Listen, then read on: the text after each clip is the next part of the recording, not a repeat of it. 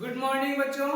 तो आपके लिए क्लास 11 फिजिक्स सीरीज से वेक्टर जो चल रहा था उसका नेक्स्ट टॉपिक लेकर आया हूं, resolution of the vector. Vector का रिजोल्यूशन ऑफ द वेक्टर।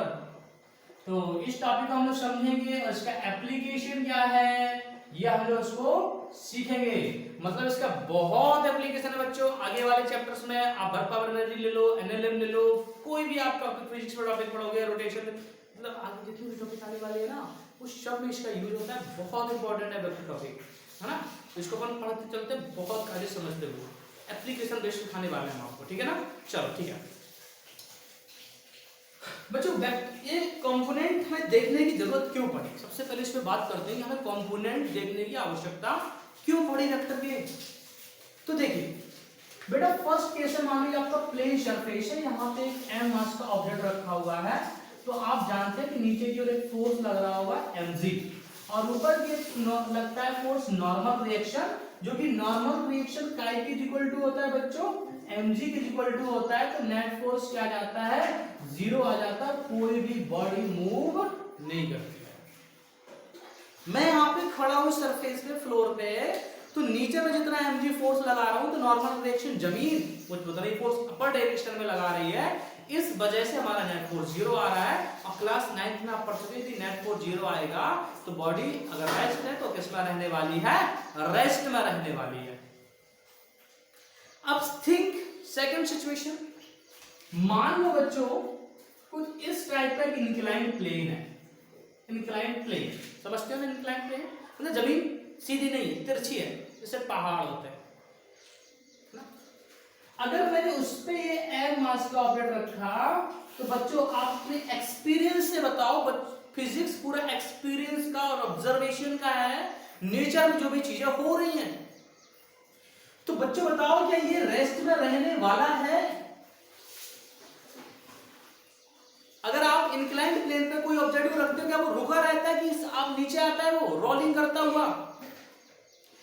तो आई थिंक आपका आंसर होगा कि वो रोलिंग करता हुआ कहां से आएगा, नीचे की ओर आएगा, वो रोलिंग करता हुआ। इससे हम लोग को क्या पता, रोलिंग करता हुआ, स्लाइडिंग करता हुआ, वो एक अनदर मैटर। हम लोग आगे आने वाले लेक्चर्स में इसको डिटेल में अंडरस्टैंड करेंगे, रोलिंग स्लाइडिंग वगैरह सब कुछ। तो मतलब ये कैसे आया जबकि नीचे फोर्स लग रहा था। मतलब ये हमने ऐसे कर दिया तो अब तुम जानते हो कोई बॉडी किसी डायरेक्शन में मूव कब करेगी जब उसको उस डायरेक्शन में क्या लगेगा, फोर्स। तो इसका मतलब ये बॉडी इस डायरेक्शन में मूव कर रही है, मतलब यहाँ पे फोर्स लगना चाहिए, फोर्स लगना चाहिए ना। तो ये फोर्स कहां से आ गया, ये फोर्स कहां से आ गया, फोर्स तो जमीन पे नीचे की ओर लगता है ना mg, यहां पे कैसे और लगने लगा। तो ये आपको समझ में आएगा कंपोनेंट ऑफ द वेक्टर या रिजोल्यूशन ऑफ द वेक्टर से। यदि आप इस प्रॉब्लम को समझना चाहते हो बच्चों तो आप पूरा लेक्चर देखिए, ये आपको लास्ट में बिल्कुल क्लियर हो जाएगा कि बॉडी जबकि नीचे mg लग रहा है ये ऐसे कैसे जाने लगा, ठीक है ना। चलो स्टार्ट करते हैं लेक्चर।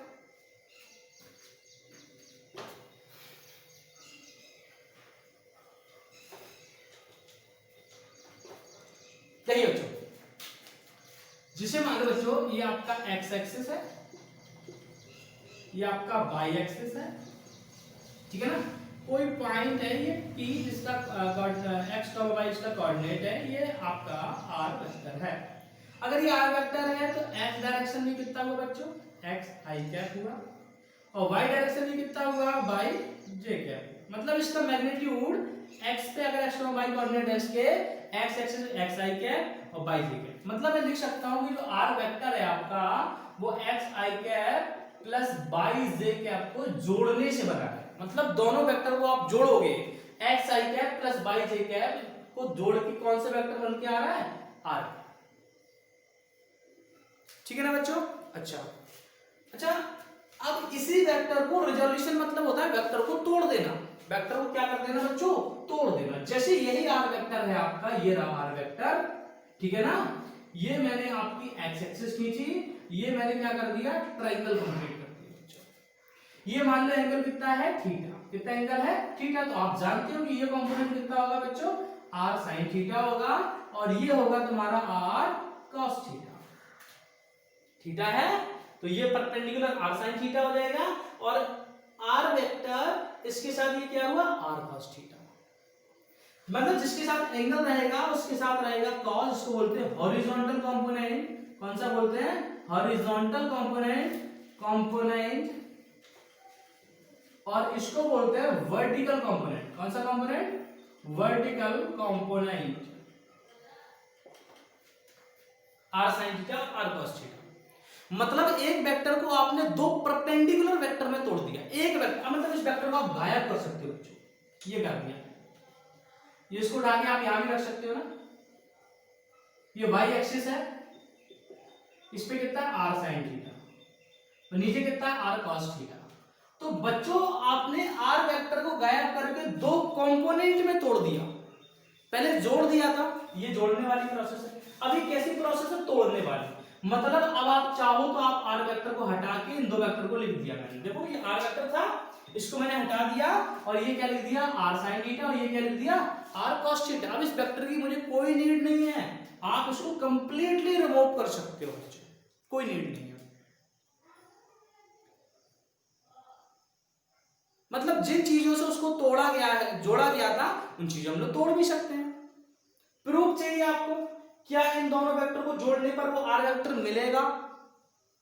क्या इन दोनों वेक्टर को ऐड कराने पर वो हमें r वेक्टर मिलेगा? चलो प्रूफ देखते हैं। पर बच्चों अपन ने वेक्टर एडिशन में बच्चों क्या सीखा था? Resultant is equal to under root a square plus b square plus 2ab cos theta. बोलो बच्चों सीखा था कि नहीं? आंसर है बिल्कुल सीखा था। मुझे उम्मीद है आप ऐसे आंसर दे रहे थे। ए वेक्टर को मैंने ये माना r cos थीटा, तो ये होगा तुम्हारा r square cos square theta. B vector को मैंने माना r sin थीटा, है ही दो वेक्टर में तोड़ दिया ना। एक वेक्टर को आपने, एक वेक्टर था इसको दो में तोड़ दिया, एक हॉरिजॉन्टल कंपोनेंट एक वर्टिकल, बट 90 डिग्री होना चाहिए, है ना? Okay. r cos square theta तो r square sin square theta plus 2 r square sin theta cos theta. मतलब वो तो आपका 90 डिग्री है, तो cos 90 कितना आने वाला है? 0 आने वाला है, राइट? तो अच्छा r resultant is equal to, आप r स्क्वायर से कॉमन निकालो तो क्या बचा? sin square theta plus cos square theta, right बच्चों? तो r is equal to under root में क्या बचा? r square. तो r इज इक्वल टू कितना बेटा हुआ? r। मतलब इस वेक्टर को आपने ये वेक्टर किससे मिलके बना है? दो कंपोनेंट से, xi के प्लस yj के। अगर हम इसको तोड़ दें, ये r वेक्टर था, इसको हमने दो वेक्टर में तोड़ दिया। एक r cos थीटा, इसको हॉरिजॉन्टल कंपोनेंट बोलते हैं, और r sin थीटा, इसको कौन सा कंपोनेंट बोलते हैं? वर्टिकल। अगर आपने इसको रिजॉल्व करा दिया है, अगर आपने इसको रिजॉल्व करा दिया, तो आपको ये वेक्टर लिखने की फिर कोई भी नीड नहीं है। तो वेक्टर को रिजॉल्व करना सीख लो। वेक्टर को आप दो परपेंडिकुलर वेक्टर रिजॉल्व कर सकते हो, मतलब कहीं भी यार, कुछ भी। ये r वेक्टर है और आपने ये माना x एक्सिस, कहीं भी मान सकते हो ना, ये आपका x एक्सिस हुआ, ठीक बच्चों? तो आपने ये थीटा एंगल है, तो आपने इसको बोल दिया r cos थीटा। इसके परपेंडिकुलर आपका क्या जाएगा बच्चों? r sin थीटा जाएगा। आप अगर एक हॉरिजॉन्टल कहीं भी मान लीजिए और उसके परपेंडिकुलर जाएगा r sin थीटा, ये वर्टिकल कंपोनेंट, ठीक है ना? फिर ये आप रिजॉल्व करने के बाद आप इन दोनों वेक्टर को, इसको मेन वेक्टर को हटा सकते हो, और ये इन्हीं से मिलके बनाया आपका r वेक्टर, जो कि मैंने आपको इसका प्रूफ दे दिया। ओके बच्चे लोग, है ना? चलो, तो ये कंपोनेंट करने से क्या फायदा हो रहा है, क्या नहीं हो रहा है, चलो कुछ हम लोग एप्लीकेशन बेस्ड कंसेप्ट पकड़ने की कोशिश करते हैं। ओके बच्चा, इतना आप स्क्रीनशॉट ले लो, राइट कर लो, जो मैंने बताया माइंड में रखते हुए अपनी भाषा में नोट्स बना लो।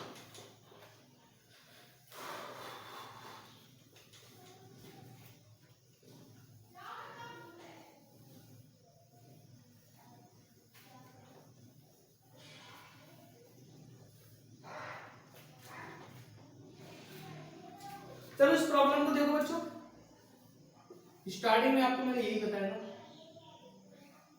ये एंगल थीटा है, तो नीचे भी बच्चों कितना फोर्स लग रहा है? mg। कितना फोर्स लग रहा है? mg। अब ये एंगल कितना है? 90, तो ये कितना होगा बच्चों? 90 माइनस थीटा होगा, कि होगा? ये 90 है, थीटा 90 माइनस थीटा होगा। अच्छा, तो यहाँ पे इसका एक यहाँ पे एंगल कितना बनेगा? थीटा बनेगा। ये हमने यहाँ पे नॉर्मल बनाया। जैसे जमीन पे कोई m मास का ऑब्जेक्ट रखा है, तो वो नीचे की ओर फोर्स लगाता है mg, और यहाँ सरफेस के 90 डिग्री लगता है नॉर्मल,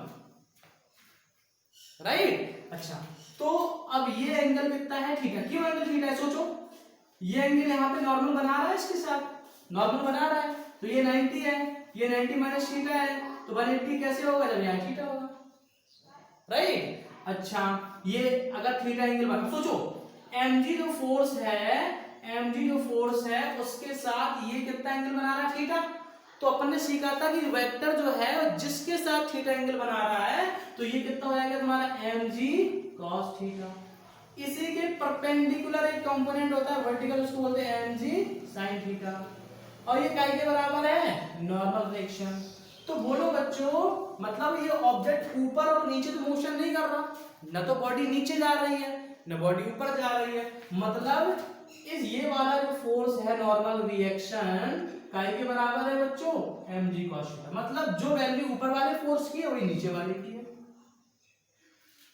तो ये तो इसके बराबर हो गया, तो बॉडी ने नो अपवर्ड और डाउनवर्ड मोशन, नो अपवर्ड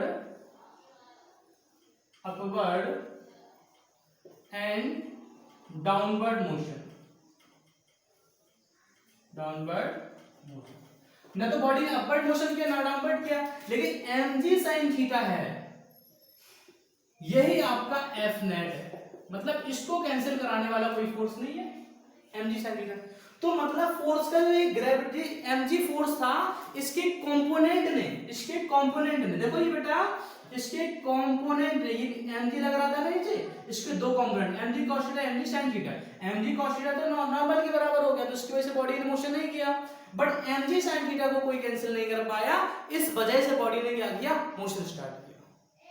तो ये कंपोनेंट ही है, ये वेक्टर का कंपोनेंट है जिसकी वजह से बॉडी क्या करने लगी मोशन करने लगी। ठीक, आप समझ पा रहे होगे, सीख पा रहे होगे, राइट। चलो ठीक है, कुछ और हम लोग इसके ऊपर कुछ देखते हैं, क्वेश्चन करने की कोशिश करते हैं। और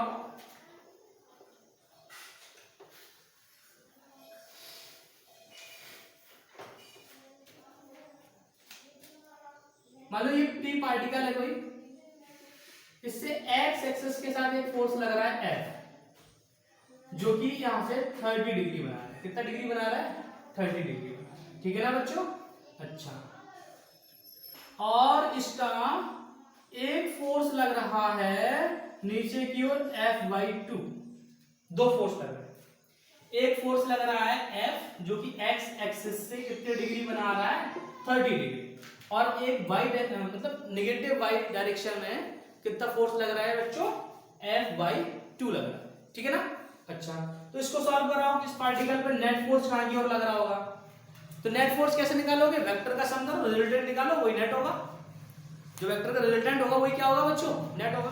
तो देखो जरा, ये कौन, एक तो तरीका क्या है, एक तरीका क्या है बच्चों, एक तरीका है रिजल्टेंट निकालो, दो वेक्टर मिले तो एक F वेक्टर, ये F/2 वेक्टर, ठीक है। एक तरीका ये है under root a² + b² + 2ab cos theta करोगे, ये तो आई थिंक आपको बहुत अच्छे से आने लगा होगा।